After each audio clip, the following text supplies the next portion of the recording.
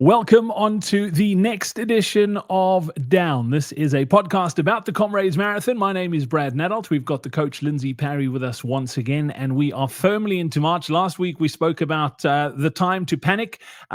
I don't know if I can talk for anyone else, but my first week of training in March went swimmingly well. I'm feeling fantastic, and that's exactly what we're going to be talking about today, Lindsey, because even though it is time to panic and we need to be training hard, this is a dangerous time in Comrades training, because if you have done all the base work, you should be feeling quite good about now. And it's easy to fall into the trap of just going hell for leather and really blowing your comrades before you even start. So, we're going to dive into that today, just to really sort of re-emphasize the importance of holding back. And we're going to be talking about holding back a lot between now and Comrades Race Day. But Coach, before we dive into that, everything well on your side of South Africa? Yeah, just another week of rain last week again. So, people up country that are training for Comrades need to keep their motivation high, because we're talking about a very different kind of holding back here, Brad. Like, we've been holding people back on the volume, but we're letting them a little bit loose in March. But of course, we still want to do that sensibly. So yeah, very, very cool. I seem to be finding my motivation properly again. As I've said a couple of times, having a goal race that's far away, sometimes easy to be a little bit lazy, especially when you wake up and the rain is falling. Yeah, Lindsey, it's been the last while here in Cape Town has been super hot. So it's just really weird how things are like half the country's washing away and you think you need to build a boat. But where we are in the Western Cape, it has been really dry. Obviously, lots of hot weather as well. But you want to talk about holding back. And I think let's dive into it, Lindsey, because I was actually thinking it was actually the first run of March. It was like we had just done last week's podcast, and I went out and I was thinking about what you said about now's the peak training, and I just couldn't get over how good I was feeling, because I had taken sort of 2 weeks off post Peninsula, and just all of a sudden, this was my first proper run back after having taken a week and a bit to really recover from that marathon effort. And I felt amazing, like absolutely amazing. And what I've noticed was towards the end of the run, I was just getting faster and faster and faster. The heart rate was rising a little bit. But I guess that is the danger we fall into right now at this stage in Comrades training, because if we've done things right up till now, we should be feeling quite good.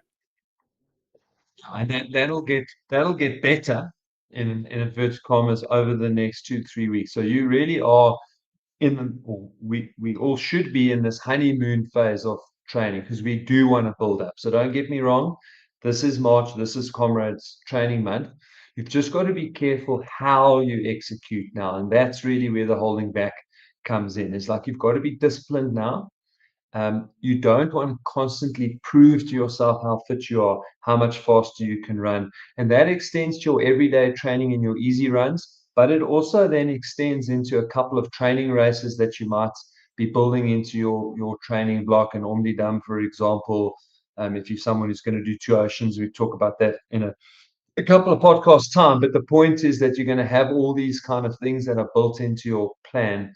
Don't constantly find yourself proving how much fitter you are getting so that it makes you feel psychologically so much better. But those things then really start to take chunks out of you. And then when you get to April, it's normal to be tired but not exhausted. Okay, so we want to ramp up nicely now, but just be super disciplined. Easy runs must remain easy. You can push yourself hard on your hard training runs, but stick within the recommended training paces. Look at what the actual target outcome of that workout is so that you execute it properly. And then you will see this week on week growth. You'll feel quite good. The clues, Brad, that you are maybe doing it a little bit too aggressively are that you'll get really good feedback from the times that you're running, but you'll already be starting to get quite tired in March. We definitely don't want that. So we want to be doing loads of training, but actually feeling quite good. Yeah, Lindsey, it got me thinking on this run too, because feeling like that's great, but I was like, it was supposed to be an easy run, and don't get me wrong, it wasn't hard. My heart rate was really good. It was mostly in zone 2. But then I got thinking about, like, what is the sort of purpose of these easy runs? And I think if you don't understand that properly, it becomes really hard to hold yourself back. So I think, I mean, we bang on it tons, or bang on about it tons here at CoachParry.com, but let's really sort of take a step back to the basics, Lindsey, and just reiterate again why it's so important to run these easy runs, super easy or easy enough, as you like to say. Yeah, so the easy runs are literally about optimizing the energy factory. That is the easiest way that I can say it. And really what that means is that we are trying to really stimulate aerobic adaptation. And aerobic adaptation is literally your body's ability to both draw air in from outside, push the oxygen in particular into the blood through the lungs, and the heart then will pump blood around the body and take energy and oxygen to the working muscles where it's needed. The body will lay down extra capillary networks so it can improve the efficiency of that system. Inside the muscles itself, it's building more mitochondria so that your body can process more energy or provide more energy using oxygen and oxygen related pathways, because then we get far less buildup of waste products in the muscle. It's a far more efficient process. We get a lot more energy per molecule in our chemical reactions. That's essentially it in a nutshell. And then, of course, there's also the reverse processes of removing carbon dioxide and lactate from the muscles and shipping that to the liver so that it can be converted and then used again by the body as energy, as pyruvate. But all of these systems are what we are trying to increase the efficiency of that and make it better. And that happens when we train in zone 2. And then, of course, just to jump back into like really what we are always saying is that that happens over a broad range. Okay, so if you are training to finish Comrades, that's going to happen all the way from like 6:45 per K all the way to like 8.5 minutes per K. That process is going to unfold. But at 6:45 minutes per K, you're literally going to be on the rivet of hurting yourself and having tired legs all the time. Eight that you can argue is maybe a fraction too easy, but the point being there that you're still going to be getting this big adaptation. So really, your safe area in this example that I'm using is probably going to be around the 7.5 to just under 8. Call it 750 mark. Is your nice safe area where you're going to get awesome aerobic adaptation, but also you're not going to beat your muscles up constantly from running too hard every single day. And there will be a little bit of hard running. There will be long runs with really long climbs in them. They're going to be a couple of interval sessions, and a lot of those will include some hill interval sessions, for example. So there will be some hard running. Do the hard running then. And when you do enter a race as a training run, make sure it's a training run. Don't prove how fit you are now, because we don't care how fit you are now. You don't get a Comrades medal in March. You get a Comrades medal on the 8th of June. Yeah, I love Bruce Fordyce always says that Comrades is quite a selfish mistress, that if you mess around on Comrades and you race every single race, you are going to be punished on Comrades race day. But if you're faithful and you focus on Comrades and do what you're supposed to do at all the other races, you will be rewarded handsomely. Lindsey, it also sort of, when you're talking about the intervals and running your intervals hard and then making sure your easy runs are easy enough, I don't know if I've ever asked you this question, and I'm interested to hear your answer, because I was on that same run. I was thinking about, like, if you had to run all your runs too hard, because I knew I was going slightly harder than I should have, versus if you only run easy, so you don't do any hills or intervals in the build-up for Comrades, like which one of those two would be better? I think I know the answer, but I'd love to know your thoughts. Like, are you better served running everything super easy or going harder than you should in most?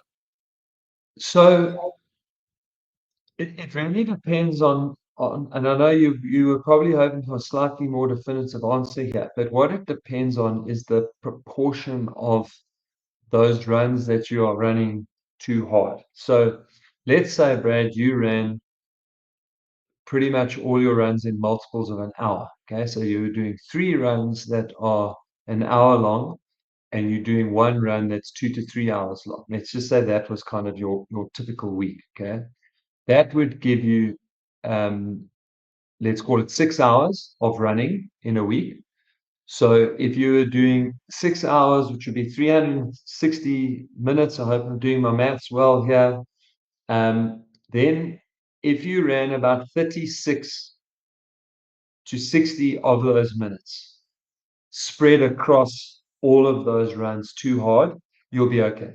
Okay, so I mean, that's a lot of maths to do while you're running.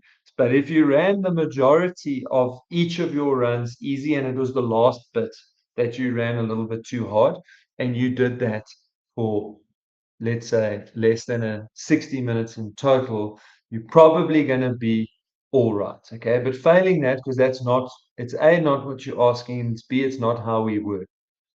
Typically, you would run at least half of your run too hard if you're feeling good and you're trying to test yourself.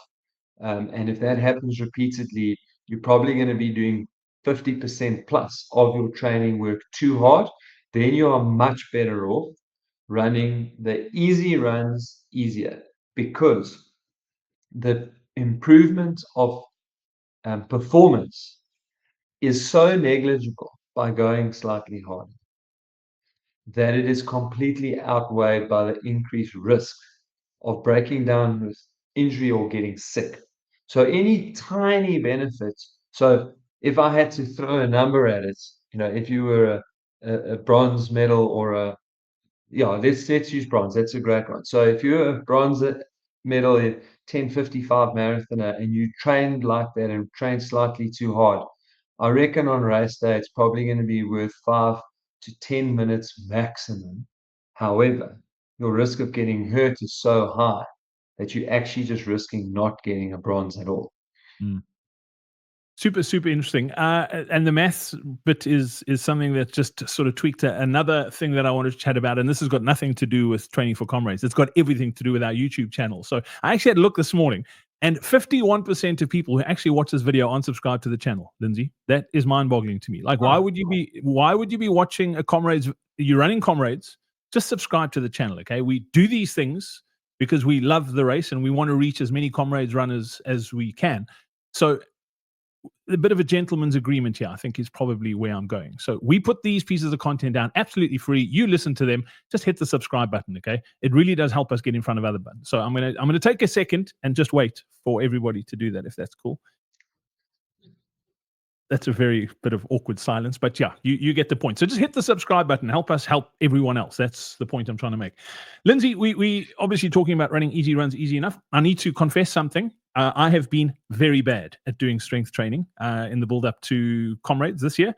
The good news is I did start last week, because I know that it is peak Comrades training and I need to really pull finger. I realized, and I think the thing that's really driving this point home to me is I ran my last Comrades in 2013. So it's been 12 years since I ran a Comrades, and I was in my mid 30s then. I'm 12 years older. I'm getting close to 50 now.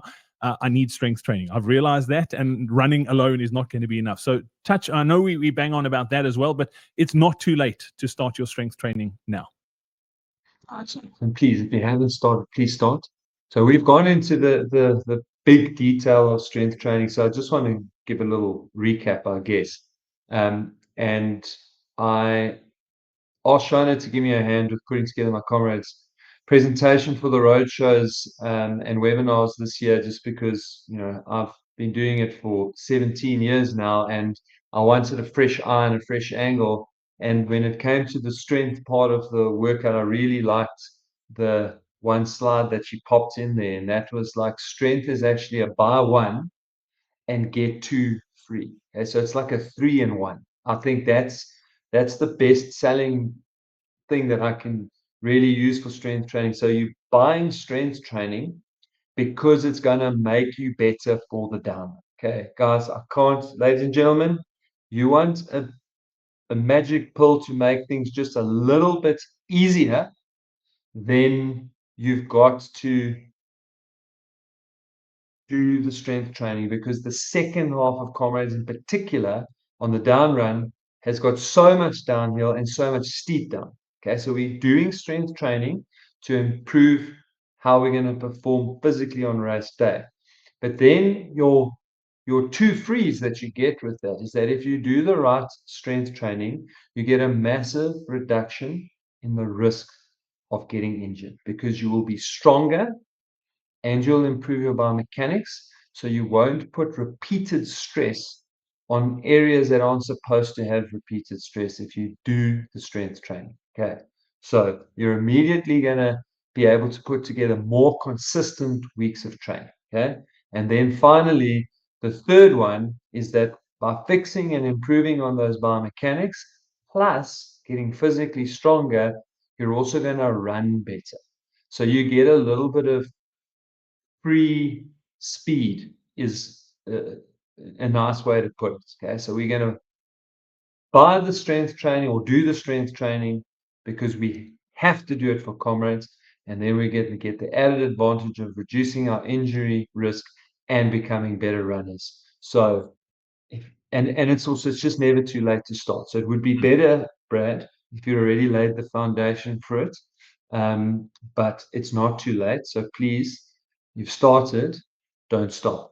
No, absolutely. So that is my commitment. I'm going to be doing strength training all the way through. Obviously, there will be a time where we stop just before Comrades Race Day, which we'll talk about in a future episode, and then also a little bit around the recovery stuff. But Lindsey, one thing that I did struggle with last week, and this is around strength training. If you've never done strength, and this is me, like I was sore in places last week that I didn't even know I had places, to be honest. Like I found stomach muscles that I had long forgotten even existed.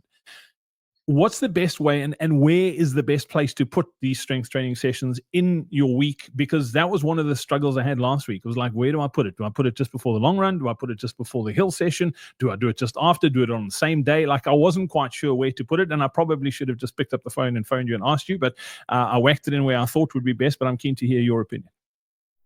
If you're over 50 and want to recover from sessions faster, run pain and injury free, and improve your endurance, then be sure to join Lindsey and I for our upcoming Faster Beyond 50 Masterclass.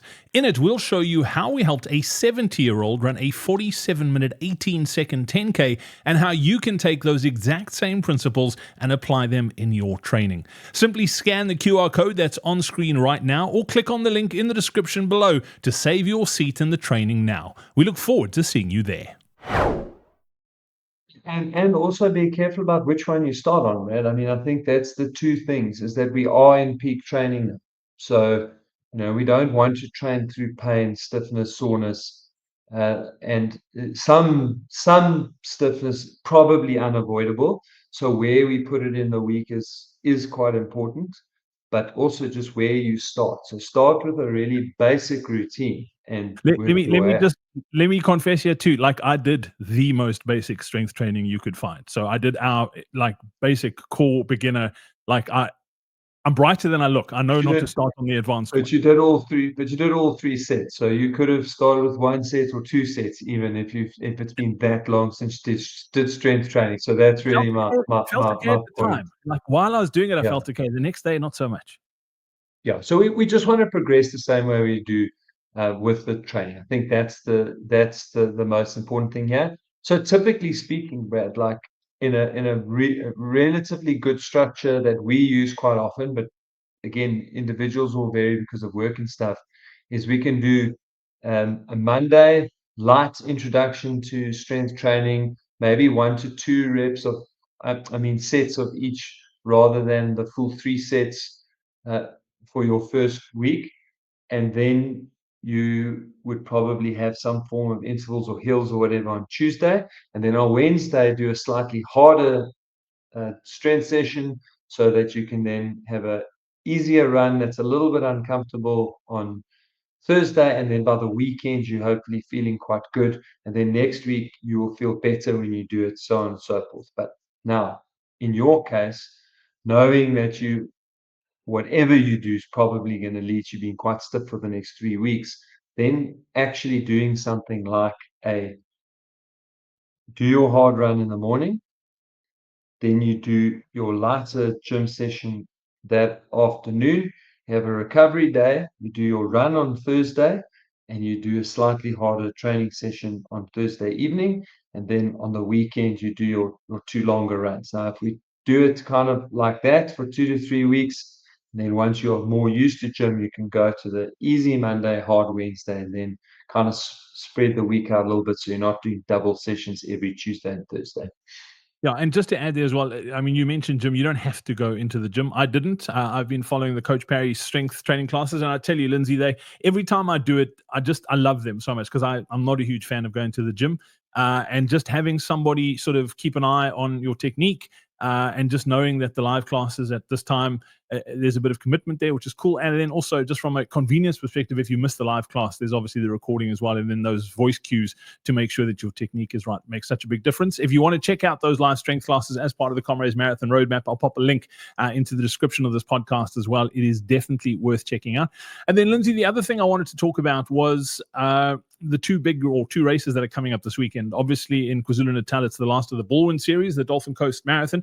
And then up north is Umdidam. So it's the first of the sort of ultras, if you'd like. There's a lot of those coming up too. They're two slightly different conundrums there. Obviously, a lot of people are going to be trying to qualify at Dolphin Coast. And I think the advice is the same for those guys. I don't know if you want to touch on that first before we touch on Umdidam. I think let's do that to separate the two because they are slightly different. What advice would you give to the folks that are chasing a marathon this weekend? The one thing they'll both have in common is that they will both have people that are using them as qualifiers. And I think we spoke about that a lot in the previous two podcasts, where now is not the time to be racing or chasing seeding. So I think that kite has flown. You need to run the easiest possible race to get yourself into Comrades on the start line. So if you are a 3.5 hour marathoner, that probably means targeting just under 4 hours. If you are a 5 hour marathoner, it means do what you need to do, get your ticket, punch your start line ticket, and then just make sure that you recover properly. But yeah, I mean, I think that's it. I mean, we have covered that also quite a lot because we are genuinely in both getting to the end of qualifying season and firmly into Comrades training season. And we want to disrupt Comrades training season now as little as possible with Comrades qualifying season. So I would just urge you to do it really as comfortably as you can to get your ticket punched for the start line. Okay, and then the other thing I wanted to talk about with Umdidam, or should we call it the No Dum Ultra? No, that's terrible. I can't do that to the poor people. But yeah, unfortunately, they're not running around the dam for the first time in the history of the race. But I ran it a few years ago. Love that ultra.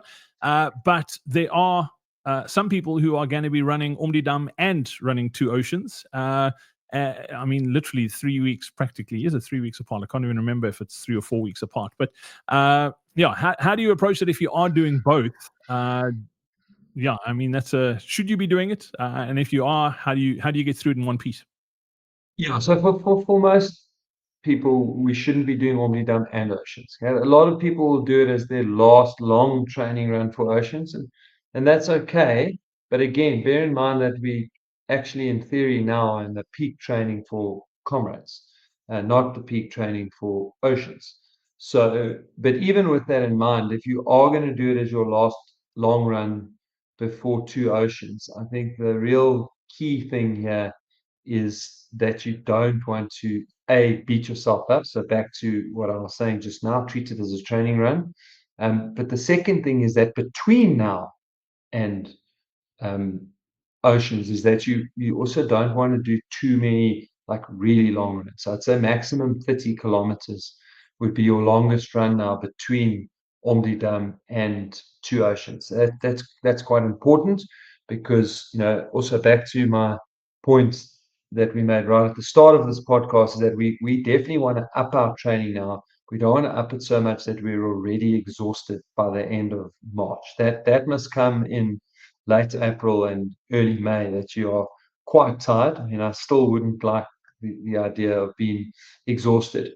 The one thing that's really cool about Omdidam and similar races, so it's not just Omdidam, and Oceans will be another opportunity for this, and maybe we'll unpack that a little bit in 2 or 3 podcasts' time, is this idea of making sure that we do Comrades intensity and we practice our plan for Comrades nutrition. Now, with this new route, Brad, you mentioned it, they're going to do a bit of a loop in Hearties, and then they're going to literally head straight out and back over Sarkies and back. So it is going to be a proper tough route.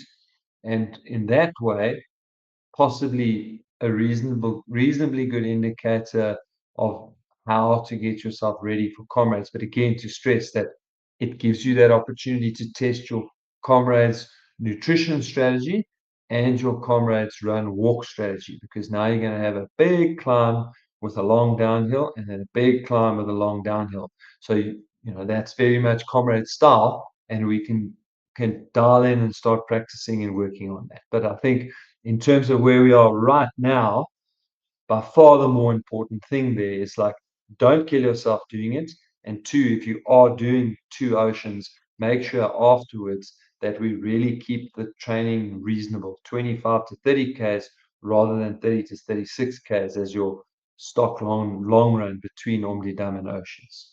Yeah, Lindsey, and if folks missed it, last week we spoke about that run walk strategy and how to work it out. So if you haven't listened to last week's episode of this podcast, go back and listen to it, because that'll really help if you are doing long ones, and you can use it for the Bull and Dolphin Coast as well. And then from a nutrition point of view, obviously our live Comrades webinar, which happened last week, was very nutrition focused with Nikki de Villiers. So if you didn't join us for that and you haven't watched the recording of it, I'll pop that into the description of this podcast as well. Definitely go and listen to that. Nikki it's just so practical, Lindsey. I think that's probably my biggest thing. Is it's often you hear talks about nutrition and it's like, that sounds great, but I don't actually know how to make that work for me. Nikki's advice is just so practical that anybody can tailor it and make it work for themselves. And this is a great opportunity to go and get that right at Omdidam. And we'll talk a little bit more about that, as you said, probably in 2 weeks' time in the build up to 2 Oceans, about using it as a dress rehearsal, if you'd like, for the Comrades Marathon. So these races are approaching rapidly. It's really like, I cannot get over, like I looked ahead at my training plan over the next couple of months, and it's like, I almost feel like there's not, like, I feel like I need to do more, but there's no time to do more, if that makes sense. So I've just got to like trust the process, because it's like just a few weeks time and then it's tapering for Oceans and then recovering from Oceans. And then before you know it, it's Comrades. So yeah, it really is approaching rapidly, and now's the time to really just dial in, focus, and do exactly what you need to do. Because if you take care of the training now, Comrades is going to take care of itself. Absolutely, and we're going to touch a little bit shortly again on rest and recovery, because in and amongst all of those things, Brad, you are right. There's enough time, but there's not a lot of time, and that's why you used the word a few pods ago, like, now's the time to panic, because you're going to blink and it's going to be May, and then you're going to be like, oh boy, we are here. But it is amazing to me, Lindsey, that the human body is just, again, just drives the point home how amazing this flippant thing is that we have. That for a lot of us, a year ago, like, we struggled to run 10Ks. I'm talking novices, maybe. And maybe some guys and girls who haven't been around Comrades for a while, but now all of a sudden, like, we're running marathons as training runs. It's like, it's just amazing that if you are consistent and you do the right things, amazing things happen. So, Lindsey, as always, thank you so much for joining us. Before I do let everyone go, I just want to have a quick shout out to everybody who left us a review and a rating on the podcast platforms that they listen to. We've seen a really nice spike in listenership, and it really does help. So if you haven't left us a review or rating, please do that as well. We really do appreciate it. Until next week, from myself, Brad Nanolt, and the coach, Lindsey Parry, cheers.